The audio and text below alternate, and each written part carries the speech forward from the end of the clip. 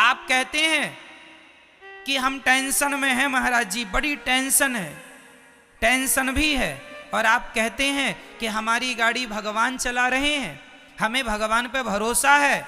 या तो भरोसा होगा या तो चिंता होगी, दोनों एक साथ कभी नहीं हो सकते, है ना। गाल भी फूल जाए, ठहाका भी लग जाए, दोनों एक साथ नहीं हो सकते। या तो टेंशन है, आपको टेंशन है तो भरोसा नहीं है, और भरोसा होगा तो फिर चिंता नहीं होगी। आप लोग क्यों नहीं भगवान पे भरोसा करते, क्यों नहीं भगवान पे विश्वास करते? महाभारत के युद्ध से क्यों नहीं सीखते? जैसे अर्जुन ने अपनी गाड़ी भगवान को सौंप दी, क्यों ना आप लोग भी अपने जीवन की गाड़ी भगवान को सौंप कर निश्चिंत हो जाओ, जो करेंगे भगवान करेंगे। मारने वाला है भगवान, बचाने वाला है भगवान, मारेगा भी वही, बचाएगा भी वही, भूखा भी वही रखेगा और पेट भर खवाएगा भी वही। तो जब सब उसी को करना है तो फिर आप चिंता किस बात की करते हैं? अच्छा ये बताओ, आपका सोचा कुछ होता है? आपका सोचा होता है क्या? आपने सोच लिया कि ऐसा हो जाए तो हो जाएगा क्या?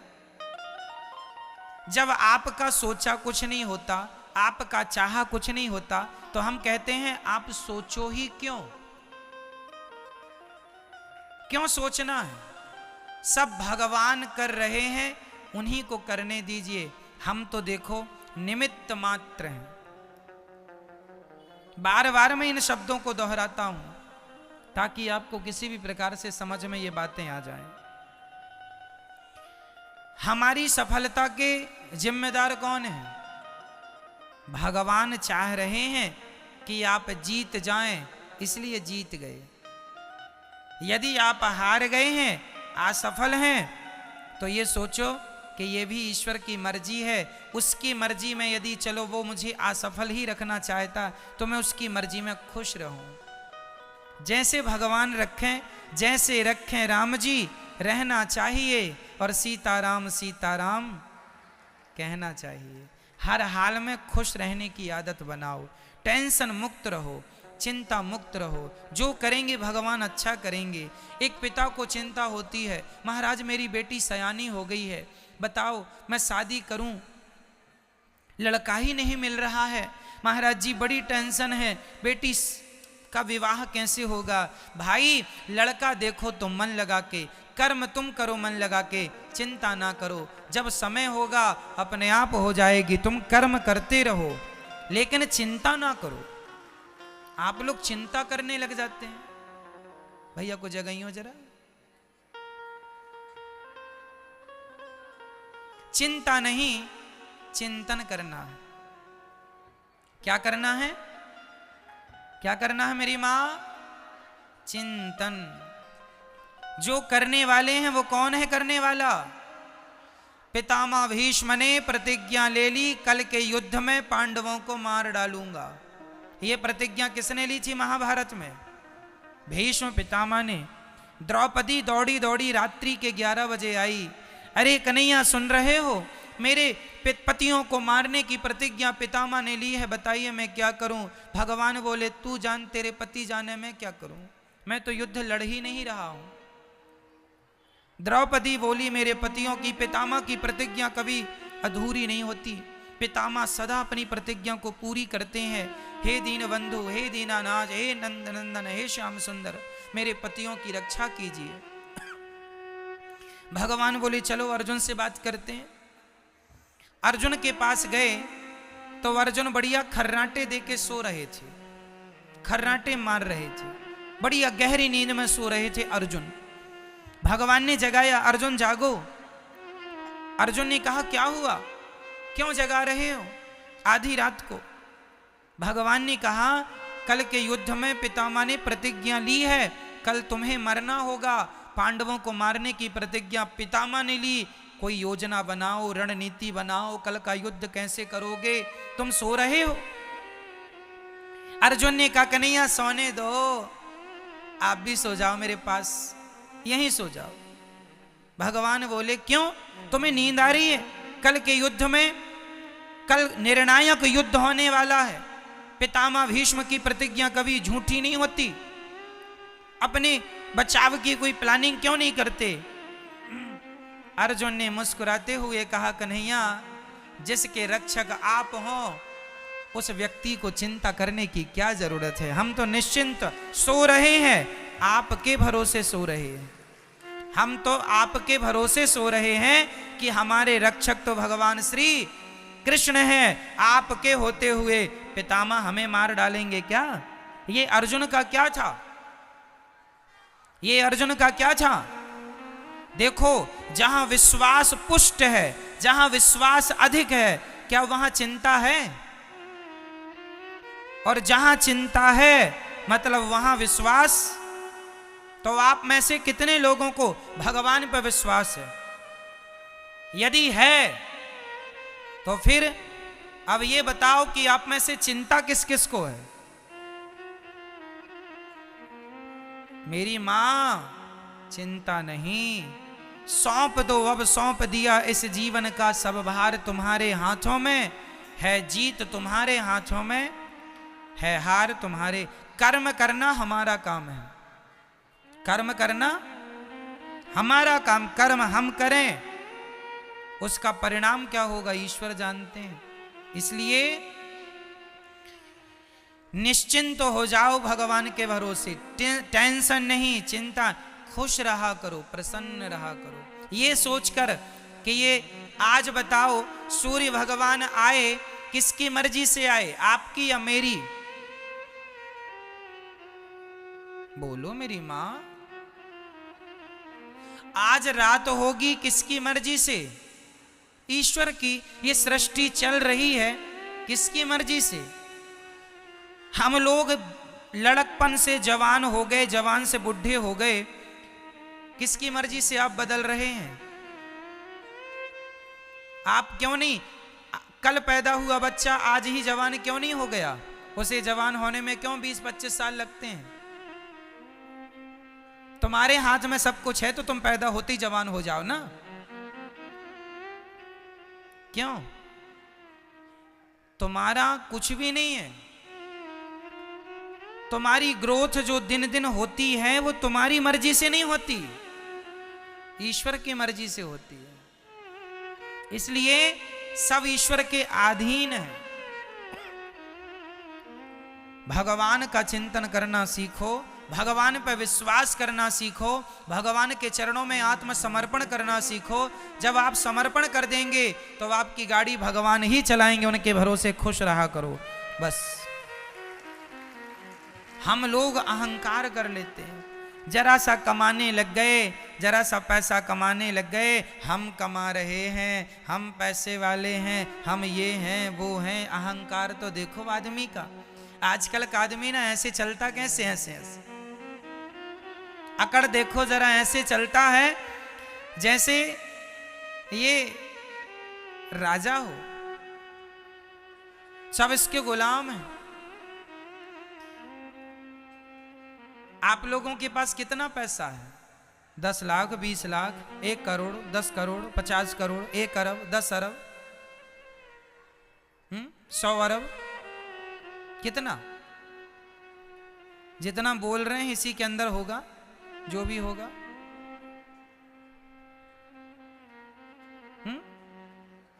मेरी मां,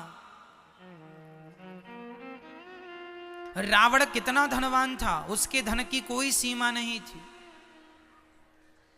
सोने की लंका थी, सोने चांदी हीरे मोती के खजाने भर रखे थे।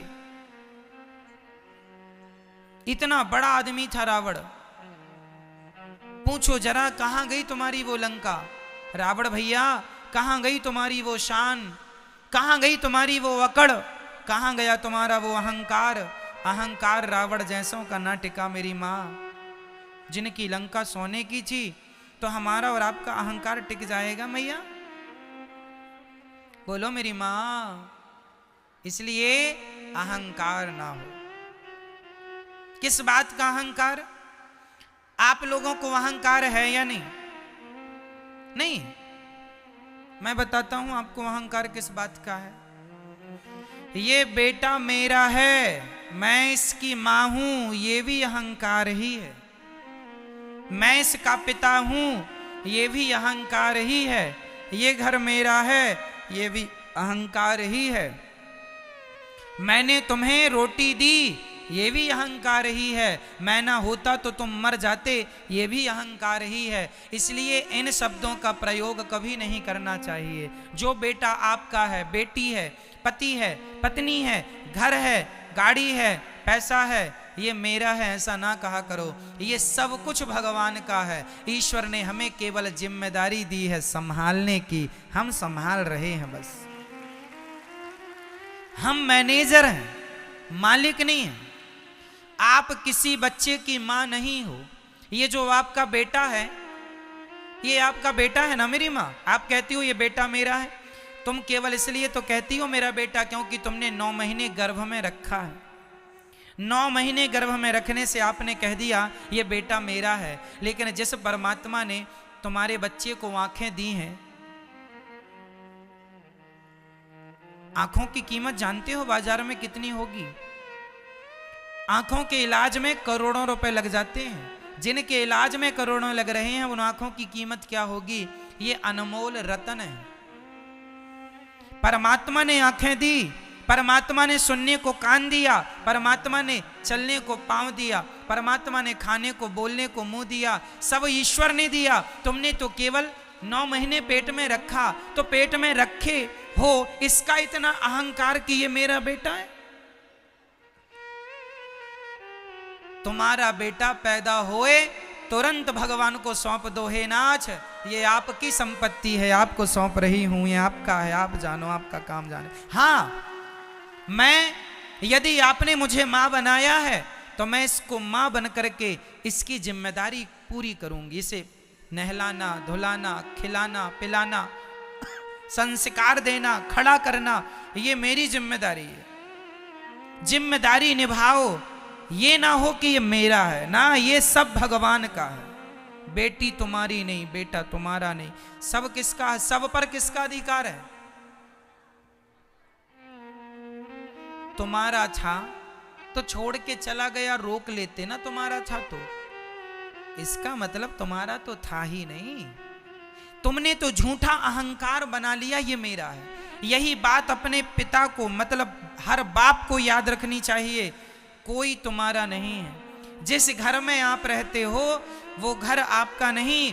भाव ये बना के चलो कि वो घर भगवान का है। संपत्ति सब रघुपति के यहाँ, सब भगवान का है। तो फिर हम कौन हैं? हम तो भगवान के घर में किराएदार हैं, हम ईश्वर के किराएदार हैं। ये भावनाएं बन जाएं तो आप अपने घर में नहीं, आप स्वर्ग में रहेंगे, ऐसा आपको लगने लगेगा। हमारा घर स्वर्ग है। भगवत भाव से रहना सीखो तो सही। आजकल आदमी, अच्छा ये बताओ, बैंक का मैनेजर जो होता है, बैंक में यदि 1000 करोड़ रुपए रखा है तो बताइए क्या वो पैसा बैंक, क्या वो पैसा मैनेजर का है? बोलो मेरी मां। नहीं, वो पैसा मैनेजर का नहीं है, पर देख रेख किसकी है? देख रेख मैनेजर की है। हिसाब किताब करेगा कौन? मैनेजर। देख रेख मैनेजर की है। मैनेजर बैंक में मैनेजमेंट के लिए होता है। मैनेजर मालिक नहीं है, मालिक तो गवर्नमेंट है बैंक की। मैनेजर केवल वो मैनेजर लाखों लेता है, लाखों देता है, लेकिन लाखों लेने में और लाखों देने में उसका कुछ भी नहीं। क्यों जी? सही है।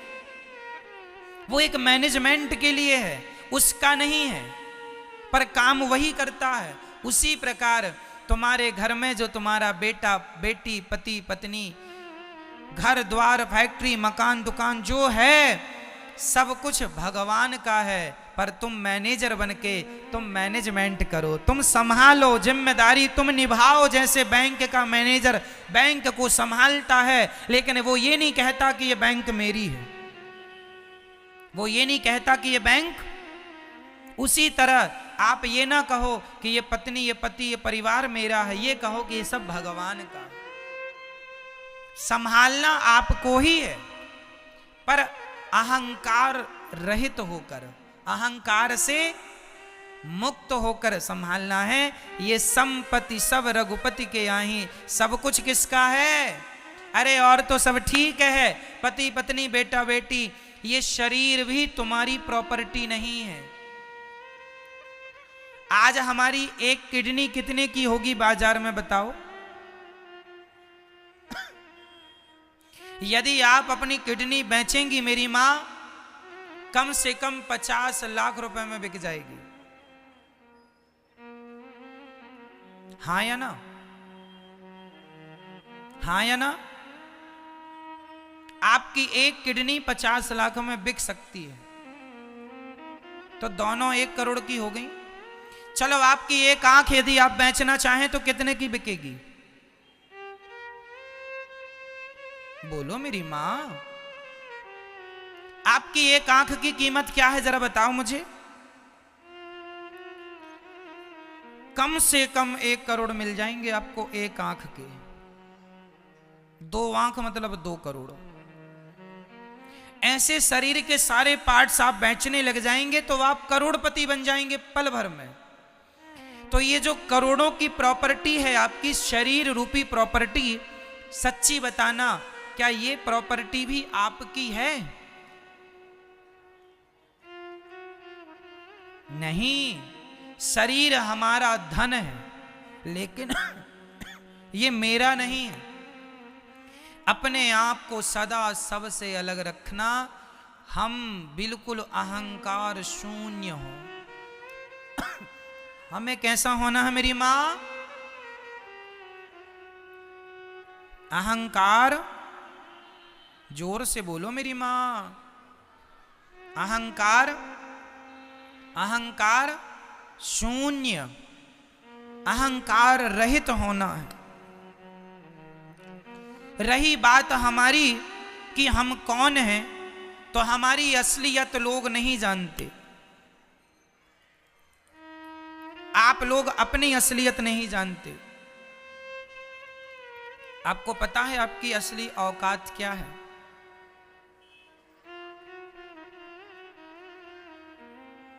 नहीं पता? हमारी असली औकात क्या है? छोटे मुंह बड़ी बातें हैं, बुरा ना मानना मेरी बातों का, लेकिन मैं आपको आपकी औकात दिखाऊंगा। हम सबकी असली औकात क्या है? जो हम लोग बड़ी बड़ी बातें करते हैं, बड़ी बड़ी गाड़ियों में, बड़े बड़े महंगे महंगे गद्दों में लोग सोते हैं, बड़े बड़े बंगलों में लोग रहते हैं। ठीक है, आप बड़े बंगले में, बड़ी गाड़ी में, बड़े आलीशान जिंदगी जी रहे हैं, लेकिन कब तक?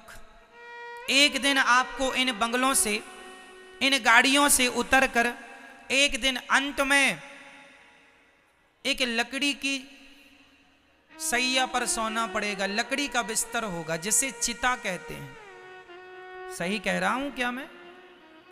हम लोग, सब लोग, चाहे अमीर हो चाहे गरीब हो, एक दिन हमारा अंतिम बिस्तर कौन है? बोलो मेरी मां, हम सबका आखिरी बिस्तर क्या है? चिता।